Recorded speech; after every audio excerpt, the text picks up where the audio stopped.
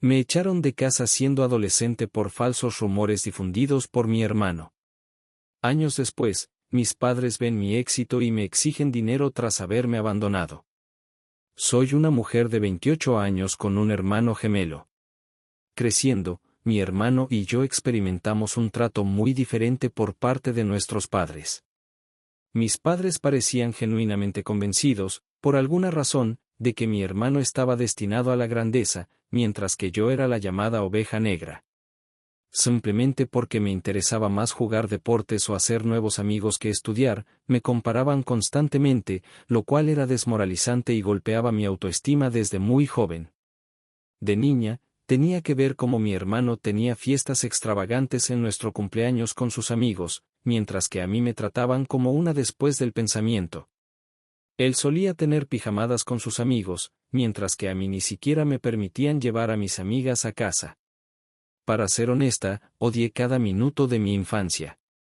La única persona en la familia que parecía preocuparse por mí era mi abuela. Cuando nos visitaba, siempre me traía mis chocolates favoritos y, de vez en cuando, me daba algunos dólares para que pudiera darme un gusto después. Con los años, este favoritismo evidente hacia mi hermano gemelo gradualmente se transformó en abuso emocional dirigido hacia mí. Mis padres se burlaban abiertamente de mis calificaciones y menospreciaban mis pasatiempos. Sentía que, sin importar cuánto lo intentara, nunca podría cumplir con sus expectativas de ser la hija perfecta. Aunque era buena en los deportes, me prohibieron participar en actividades extracurriculares porque querían que me concentrara solo en los estudios, al igual que mi hermano. Era frustrante y me sentía impotente como niña. Más tarde, en mi segundo año de preparatoria, me castigaron nuevamente, y esta vez, el delito fue tener Snapchat en mi teléfono. No había hecho absolutamente nada malo, salvo que, como todos los adolescentes de mi edad, había descargado esta aplicación para mantenerme conectada con mis amigos. Sin embargo, según mis padres, esto era un crimen enorme y una violación de su confianza, ya que me habían prohibido comunicarme con mis amigos. Se volvieron completamente locos y lanzaron todas mis cosas por la habitación. Luego, me quitaron la puerta de las bisagras y me dijeron que no tendría privacidad mientras viviera bajo su techo. Al ver cómo mis padres me abusaban de esa manera, mi hermano gemelo, en lugar de apoyarme, empeoró mi vida. El ambiente tóxico creado por las acciones injustas de nuestros padres le permitió aprovechar la situación a su favor.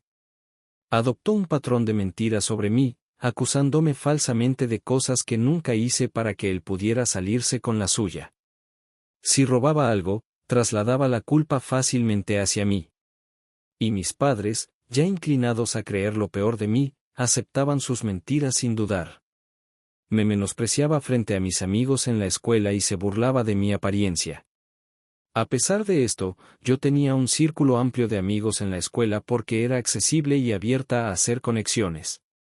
Sin embargo, mi hermano gemelo tenía dificultades sociales y empezó a resentir que yo pudiera hablar con las personas mientras que él, como introvertido, se sentía torpe y fuera de lugar. Estos celos alcanzaron su punto más álgido durante nuestra fiesta de cumpleaños número 14, cuando nadie se presentó a su celebración. No tengo idea de por qué sus amigos le hicieron eso. Pero, en contraste, mis amigos me llevaron a comer helado y tuve un día maravilloso en general. Esto enfureció aún más a mi hermano. Para vengarse, mi hermano empezó a difundir falsos rumores en la escuela sobre mí, retratándome como una niña mimada. Decía falsamente que yo lo maltrataba físicamente en casa, argumentando que nuestros padres lo querían más a él. Sin que yo lo supiera, llevó la mentira a un nivel perturbador al fabricar pruebas. Se golpeaba intencionalmente, provocándose lesiones como un ojo morado o un hombro magullado. Al día siguiente, entraba con seguridad a la escuela mostrando las lesiones autoinfligidas como prueba de mi supuesta violencia y, cuando nuestros padres le preguntaban sobre las heridas, mentía diciendo que eran resultado de actividades inocentes, como jugar fútbol con sus amigos. Las mentiras y sus supuestos ojos morados comenzaron a ganar tracción y la gente empezó a creer su versión distorsionada de los hechos. No pasó mucho tiempo antes de que los rumores comenzaran a circular. Incluso mis amigos empezaron a mirarme con sospecha. Al principio, noté cambios sutiles. Amigos que antes conversaban conmigo en los pasillos de repente se volvieron distantes. Las invitaciones a reuniones de grupo se volvieron menos frecuentes y más espaciadas. Era como si alguien hubiera presionado un interruptor y la gente dudara en asociarse con una chica supuestamente mimada y acusada de violencia. Un día, reuní el valor para preguntarle a mi ex mejor amiga por qué había cambiado nuestra relación. Ella me contó cómo mi hermano había estado difundiendo rumores sobre mí. Me reveló las mentiras detalladas que él había contado, acusándome de cosas que jamás había hecho. Quedé en shock al escuchar sus palabras. La sensación era una mezcla de incredulidad y traición, como si el suelo se hubiera abierto bajo mis pies. Mi hermano, alguien con quien crecí, estaba difundiendo mentiras sobre mí, acusándome de cosas que nunca soñaría hacer. Fue una traición que me atravesó profundamente, dejándome con un nudo en el estómago y un corazón pesado. Confronté a mi hermano al día siguiente en la escuela, pero él eligió ignorarme. Le rogué que dejara de mentir sobre mí, pero él me miró con desdén y me dijo que merecía pudrirme sola. Me quedé sin palabras porque sus mentiras y comportamiento empezaban a asustarme.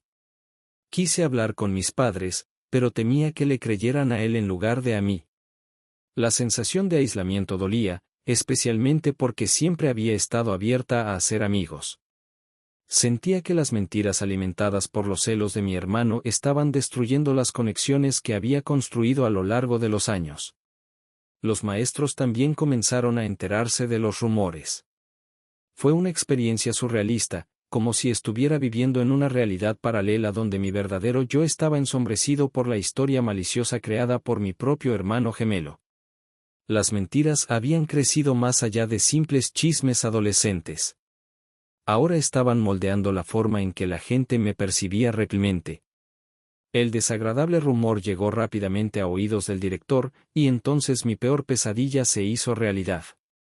El director nos llamó de inmediato a mí y a mi hermano a su oficina, así como a nuestros padres, para que pudiéramos discutir estos supuestos rumores.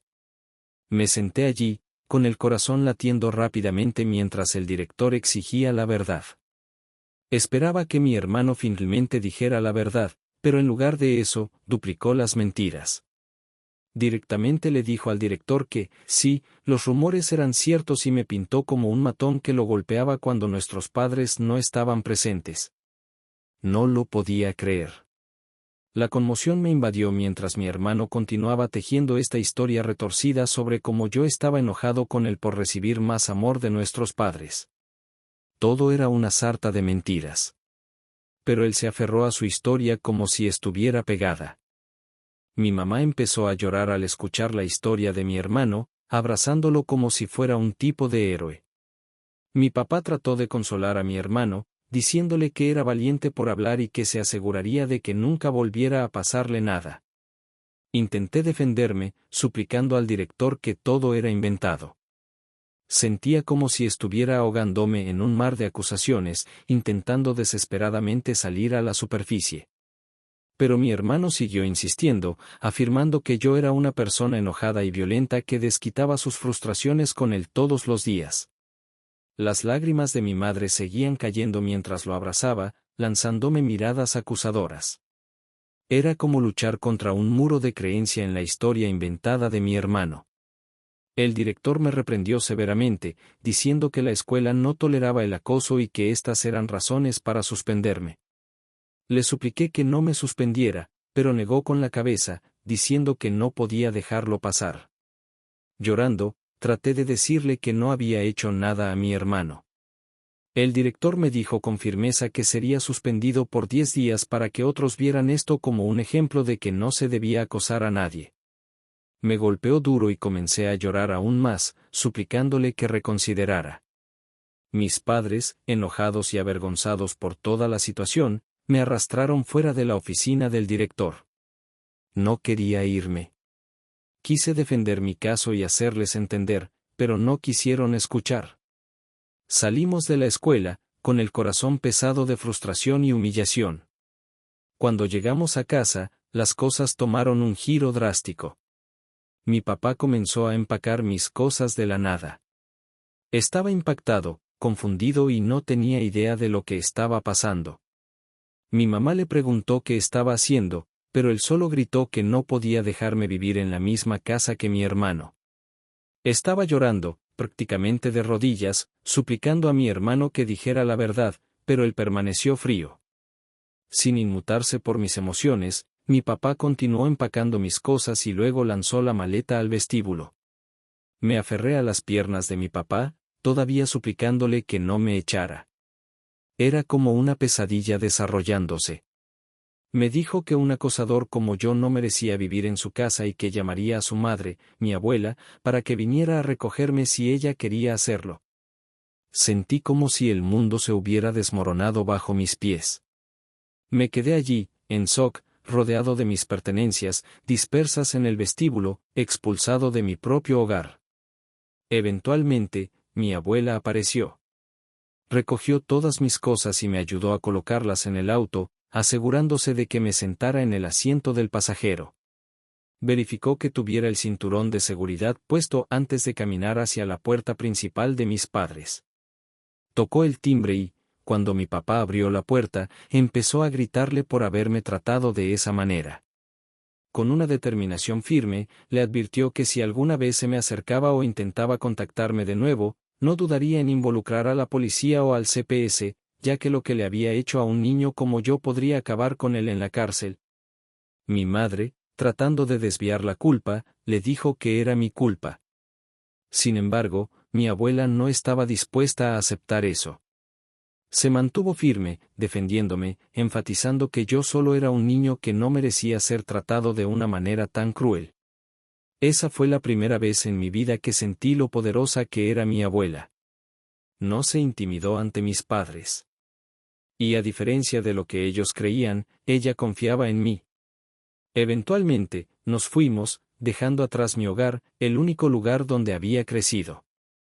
No puedo ni empezar a describir el dolor que sentí en ese momento.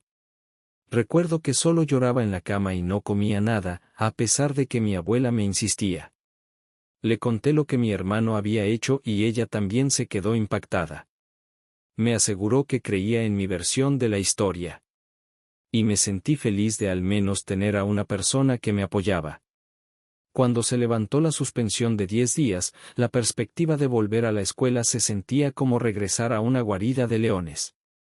Al entrar a los pasillos familiares, las miradas de mis compañeros lo decían todo, juicio, susurros y miradas de reojo. El peso de las falsas acusaciones continuaba en el aire. Mientras tanto, mi hermano me ignoraba descaradamente y actuaba como si no existiera.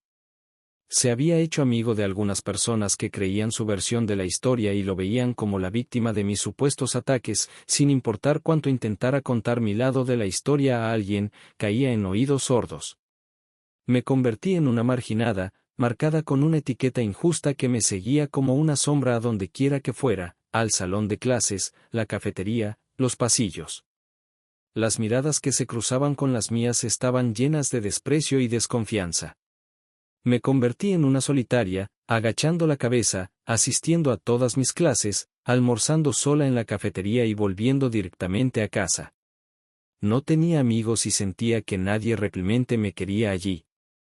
Durante todo esto, mis padres nunca llamaron para ver cómo estaba. Mi abuela me recordaba constantemente que esto no era mi culpa y que la vida eventualmente mejoraría. Me gradué de la preparatoria con buenas calificaciones y esperaba con ansias la universidad, donde esperaba tener una vida mejor. Fue solo cuando me fui a la universidad que experimenté por primera vez lo que era la libertad. Nadie vigilaba mis pasos. Nadie comparaba mis calificaciones y nadie trataba de competir conmigo. Conocí a personas y formé amistades con individuos de ideas afines, a pesar de las cicatrices emocionales y físicas que había acumulado a lo largo de los años debido a mi familia y compañeros, me concentré en dejar todo eso atrás y disfrutar de la experiencia universitaria tanto como pude. Durante este tiempo, descubrí mi talento para la redacción de contenido. Siempre había sido alguien que quería ser escritora, pero no estaba segura de si sería sostenible a largo plazo. Por eso, decidí abandonar mi sueño, pero para ganar algo de dinero extra, decidí empezar a escribir como freelancer. Me registré en varios sitios de trabajo freelance, lo que me ayudó a conseguir trabajos de clientes importantes. Así fue como empecé a construir poco a poco un portafolio de mi trabajo. Durante toda la universidad, mantuve este trabajo secundario y nunca le pedí un centavo a mis padres. Cuando me gradué de la universidad, en lugar de conseguir un trabajo corporativo, me di cuenta de que podía dedicarme a la redacción de contenido como trabajo de tiempo completo. Me iba bastante bien gracias a los múltiples clientes y a las relaciones profesionales a largo plazo que había establecido con ellos, lo que permitía que me incluyeran en múltiples proyectos. Tener una carrera freelance legítima no solo me hizo independiente financieramente, sino que también me permitió viajar por el mundo como nómada digital. Viajar me ayudó a sanar de mi pasado, aunque definitivamente no fue fácil. Ahorré todo lo que pude y tomé una oportunidad por mí misma. Con el paso de los años, he visto gran parte del mundo, y aún me queda mucho por ver. La única persona que consideré mi familia durante todo este tiempo fue mi abuela, y la adoraba con todo mi corazón. Estaba muy triste cuando me mudé, pero entendía que necesitaba ser independiente. A pesar de mi agenda agitada, siempre procuraba estar para ella cada vez que podía. La visitaba los fines de semana, compartíamos comidas o simplemente nos sentábamos en el porche, absortas en conversaciones que iban desde historias de la infancia hasta acontecimientos recientes. Los fines de semana, dedicaba tardes enteras a ayudarla con las tareas del hogar o la acompañaba al parque local para dar un paseo tranquilo. Recientemente, terminé uno de los proyectos más importantes de mi carrera. No puedo mencionar la marca, pero tuve la suerte de escribir blogs y descripciones de productos para ellos. Después de finalizar el proyecto, pedí al equipo con el que trabajé que dejara comentarios positivos en mi página web, lo cual hicieron con gusto. Así que tomé capturas de pantalla de algunas de sus reseñas para publicarlas en mi Instagram, ya que me sentía orgullosa de haber sido invitada a un programa de televisión. Fue así como mis parientes y primos comenzaron a descubrir lo bien que me iba en mi carrera. Verás, mis padres nunca hablaban de mí con nadie. No tenían idea de que estaba trabajando con marcas populares y que me estaban invitando a programas de televisión. Así fue como la noticia comenzó a difundirse rápidamente entre mi familia. Supongo que esta entrevista en TV finalmente llegó a oídos de mis padres también, porque solo unos días después, mientras trabajaba en otro proyecto, tenía mi teléfono en silencio. Cuando terminé mi trabajo, revisé el teléfono y, para mi sorpresa, tenía 6 llamadas perdidas de mi mamá. Honestamente, me quedé impactada al ver su nombre en mi teléfono, ya que había pasado mucho tiempo desde la última vez que me llamó después de tantos años de silencio. No podía comprender por qué me estaba llamando. Con duda, la llamé de vuelta y contestó de inmediato. Le pregunté si todo estaba bien. Y mi mamá comenzó a felicitarme. Mi papá, probablemente sentado junto a ella, se unió a la conversación. Empezó a preguntar sobre mi vida y cómo me encontraba. Respondí a sus preguntas sin pensar demasiado. No me pareció extraño hasta que empezaron a preguntar cuánto estaba ganando. Les dije que eso no era de su incumbencia, y mi papá respondió que éramos familia, así que no debía sentirme tímida al decirles mis ingresos. Les dije que me iba bien financieramente. Al escuchar esto, mi mamá comenzó a decir cuán difícil era su vida en esos días. Fruncí el ceño con suspicacia. Básicamente, así fue la conversación. Mamá, estamos jubilados ahora y hemos querido renovar la casa desde hace un tiempo. No está en las mejores condiciones, pero no tenemos ahorros. Yo, ok, mamá. Mamá, tu éxito nos ha dado esperanza. Después de ver tu entrevista en la TV hoy, pensamos que tal vez podrías ayudarnos a pagar las renovaciones. Papá, después de todo, somos familia. No deberías dudar en compartir parte de tus ingresos con nosotros. Realmente nos vendría bien tu ayuda. Yo, ¿están bromeando conmigo? ¿Por qué me están pidiendo dinero cuando ni siquiera han hablado conmigo en años? No sé qué los hizo decidirse a comunicarse conmigo. y aunque agradezco las felicitaciones, no voy a ayudarlos de ninguna manera. Al escuchar esto, mi mamá comenzó a decir que estaba siendo egoísta y que necesitaba apoyarlos como familia. Mi papá añadió que, como mis padres, merecían ser cuidados y que era lo mínimo que podía hacer. Estaba tan enojada que quería decirles lo que pensaba. De repente, se me ocurrió una idea: en lugar de solo discutir con ellos, debería darles una lección por siquiera pensar que podían aprovecharse de mí después de haberme maltratado todos esos años. Les dije a mis padres que estaba dispuesta a ayudarlos, pero solo si aceptaban mis condiciones. Mi papá, con curiosidad, me preguntó cuáles eran. Sin dudarlo, expuse mi exigencia. Si querían mi ayuda, debían admitir públicamente frente a nuestra familia y amigos que mi hermano fue el cerebro detrás de los rumores hirientes que arruinaron mi reputación. Quería que humillaran a mi hermano de la misma forma en que me habían humillado a mí al creer en sus mentiras y manipulaciones. Quería que asumieran la responsabilidad de sus acciones y reconocieran el dolor que me habían causado. Al escuchar mi condición imposible, mi papá empezó a cuestionar la necesidad de tal declaración. Mi mamá me dijo que todo esto era completamente innecesario y que podíamos tener una conversación privada sin involucrar a otros. Pero me mantuve firme. Esta condición no era negociable, era un requisito previo para cualquier ayuda que quisieran que les ofreciera en el futuro. A medida que la tensión aumentaba, mi papá levantó la voz, afirmando su papel como mi padre y comenzó a enfatizar que era mi deber ayudar a la familia en momentos de necesidad. Mi mamá, en un último intento, me instó a hacer lo correcto y ayudarlos, subrayando los años que pasaron criándome. No pude evitar encontrar ironía en su apelación repentina.